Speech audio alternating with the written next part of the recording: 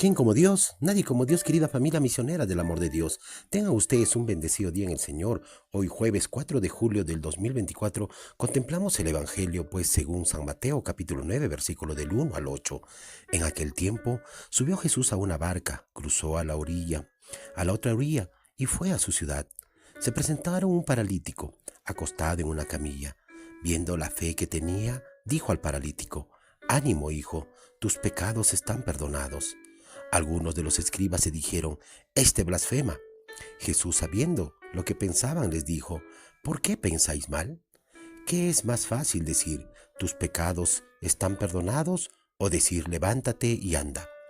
Pues para que vean que el Hijo del Hombre tiene potestad en la tierra para perdonar pecados.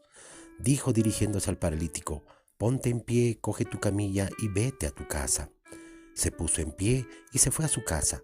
Al ver esto, la gente quedó sobrecogida y alababa a Dios, que da a los hombres tal potestad. Palabra del Señor, gloria a ti, Señor Jesús. Queridos hermanos, hoy el Evangelio nos muestra una enseñanza muy grande de lo que es la misericordia de nuestro Señor Jesús, de aquel Salvador que vino por ti, por mí, por todo el mundo. Y lo hace en dos aspectos muy importantes, pero lo hace al mismo tiempo. Vemos ante la enfermedad del cuerpo y ante la enfermedad del alma, hermanos. Amén. Entonces, puesto que el alma es el más importante, Jesús comienza por eso, hermanos, por sanar la parte espiritual, la parte del alma, tu corazón.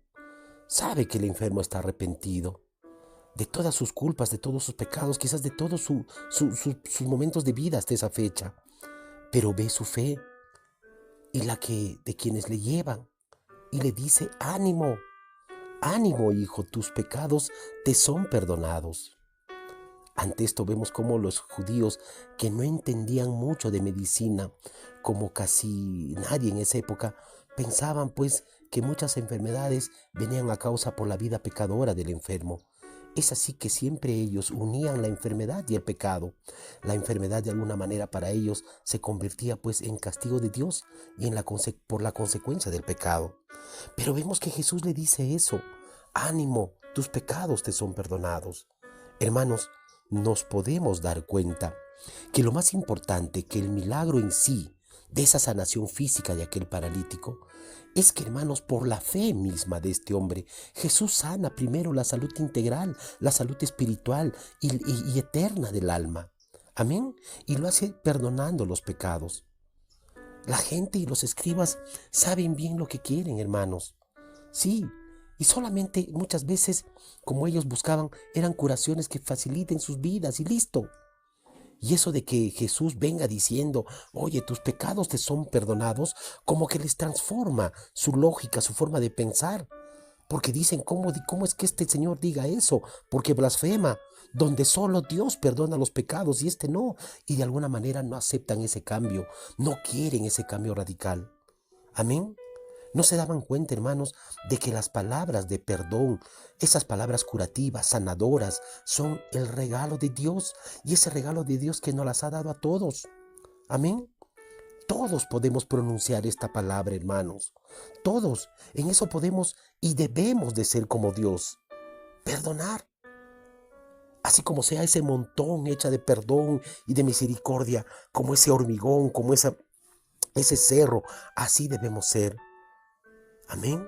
Es así, de esa manera se construye el reino. Y todos necesitamos decir y escuchar esas palabras que salgan del corazón. El perdón, hermanos. Pero vemos esto lamentablemente, que los judíos no querían eso. Pero sí querían un milagrero. Ese milagrero que le cure sus cojeras, sus cegueras y varias enfermedades. Eso sí a ellos les viene a bien. Eso está a gusto. Eso está de acuerdo a su lógica, a su principio, a lo que ellos verdaderamente aceptan. Eso sí están dispuestos a aceptarlo abiertamente. Pero nada más, hermanos. Amén.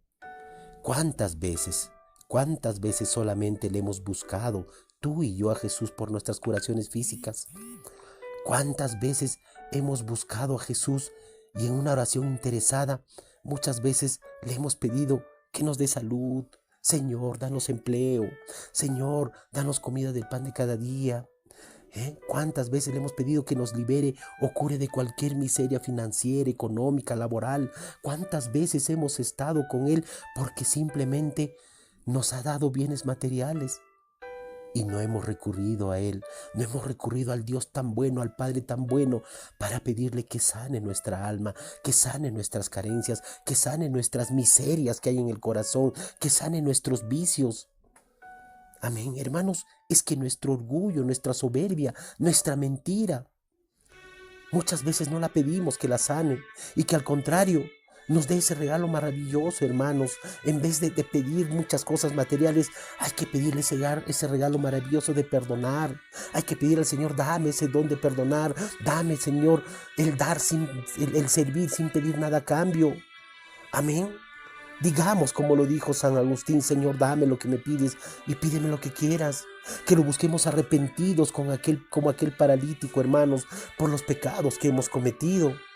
No solamente busquemos pues para nuestra conveniencia, para la sanación de los males físicos, sino también para la verdadera sanación de nuestros males espirituales. Amén, hermanos. Solo Dios, no ningún hombre, hermanos.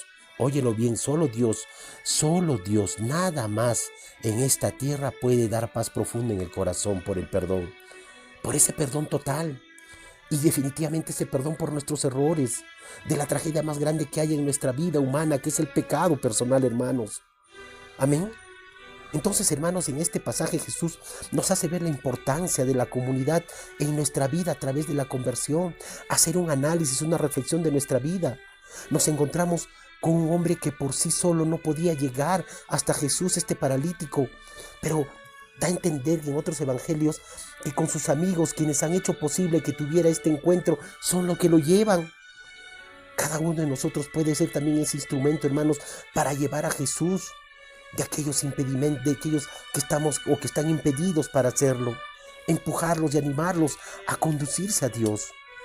Y cuando me refiero a impedidos, hermanos, este impedimento no tendría pues que ser forzosamente de la manera física.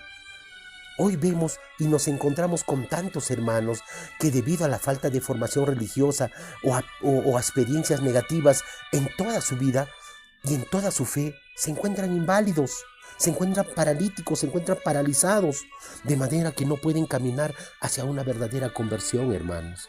Amén. A ellos hay que invitarlos con frecuencia a nuestras reuniones de oración, a nuestras asambleas, a un retiro, a una plática religiosa, ir a misa con nosotros. A ellos tenemos que mostrarlos con nuestra forma de vida, mostrándoles empatía, no rencores, no puñaladas en la espalda. En una palabra, hermanos, facilitarles el camino hacia Jesús. Eso es mostrarnos verdaderamente como amigos, como hermanos, como apóstoles en el sentido auténtico de la palabra. Amén.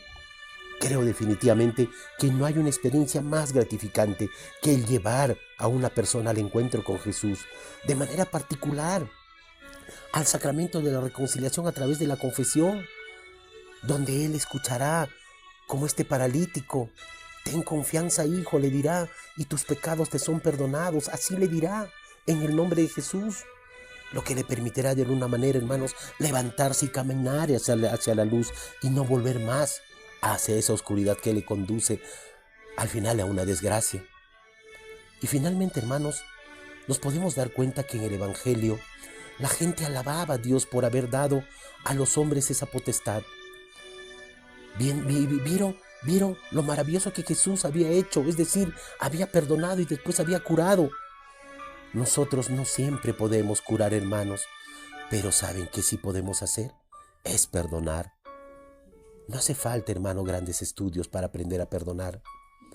Hasta casi me podría atrever a decir que es el gran misterio del cristiano, el perdonar siempre, el ver con ojos de misericordia, ser portador del misterio de la reconciliación. Amén.